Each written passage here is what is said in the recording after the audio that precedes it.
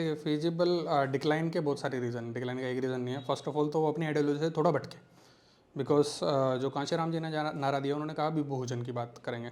जैसे उन्होंने सर्वजन की बात नहीं करी थी कि भाई ठीक है, उन्होंने तो यहाँ तक नारे दिए हैं कि तिलक तराजू और तलवार इनको मारो जूते चार।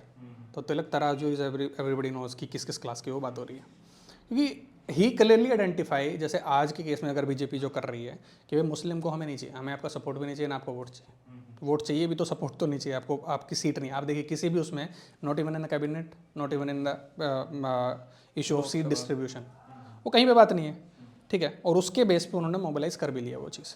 तो कांशीराम को भी ये चीज़ क्लियर थी कि उनको पता था कि भाई अगर हम इनको इंक्लूड करेंगे, ठीक है, तो ये दैट विल बी प्रॉब्लमेटिक। तो हम इन लोगों को एक बैकवर्ड्स उसकी बात है जो नहीं, उनका अगर टिकट डिस्ट्रीब्यूशन आप देखें तो उन्होंने ऐसे ऐसे राह चलते लोगों को भी टिकट दिए जो एक छोटी सी दुकान पे अगर मान लो मोची का काम कर रहा है, ऐसे ऐसे लोगों को भी दिया है।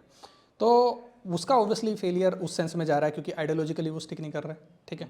दूसरी बात, इतने असर्टिव नहीं है उनके तौर पे अगर देखा जाए। अभी अगर मान लो अब उनके, ठीक है, what I forgot the name, Anand करके कोई जो है, आकाश आनंद, तो अभी काम कर रहे हैं वो, ठीक है, बट वो कितना काम कर रहे हैं वो तो आपको भी सबको पता है, ठीक है। चंद्रशेखर रावण एक काम कर रहे हैं, वो आइडियोलॉजी से कमिटेड हैं, तो उस सेंस में उनको बेटर कर पा रहे हैं। अब मुझे उसमें ये लगता है कि जैसे क्या पहले जब कांशीराम ने मूवमेंट स्टार्ट करा, महाराष्ट्र में अम्बेडकराइट आंदोलन जो है वो काफ़ी पहले से चलता है, क्योंकि अम्बेडकर ने भी वहाँ पे काम करा।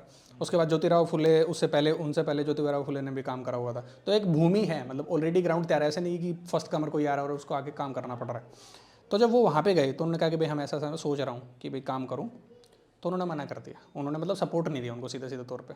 तो उन्होंने, उनका कुछ कुछ भाषण आप सुनेंगे तो उसमें वो कहते भी हैं कि वहाँ वाले लोग तो मुझे सीधा कहते थे कि ये जो है महाराष्ट्र मराठी में वो कहते थे कि ये हो सकत नहीं, कि ये हो ही नहीं सकता। जो आप बता रहे हो ना ये बातें कि भाई सबको इकट्ठा जोड़ देंगे, जाट भी उसमें आ रहा है और ये चमार भी आ रहे हैं, वाल्मीकि भी आ रहे हैं, और सीधा जितने भी SC BC टोटल उसकी बात है, माइनॉरिटीज़ की भी बात है, उन सबको लेके हम एक ग्रुप बनाएं और जो डिस्क्रिमिनेशन कर रहा है उसके अगेंस्ट में फाइट करें।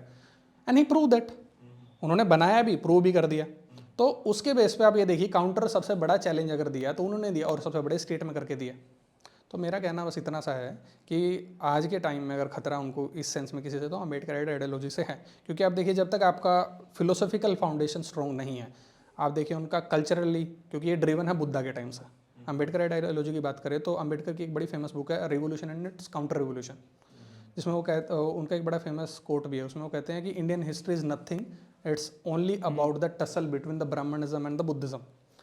और ये फैक्ट भी है, क्योंकि बहुत सारे आप, ठीक है, अभी जैसे मंदिरों की बात चल रही है, खुद के देखे तो नीचे और भी बौद्धों के भी धर्म है। ऐसे विवेकानंद की एक किताब है, उनमें उन्होंने कहा कि भाई ये ठीक है, जो उड़ीसा में जगन्नाथपुरी का जो मंदिर है, ये हमने बौद्धों के उसको उड़ा के बनाया हुआ है। तो ऐसे बहुत सारी चीज़ें हैं।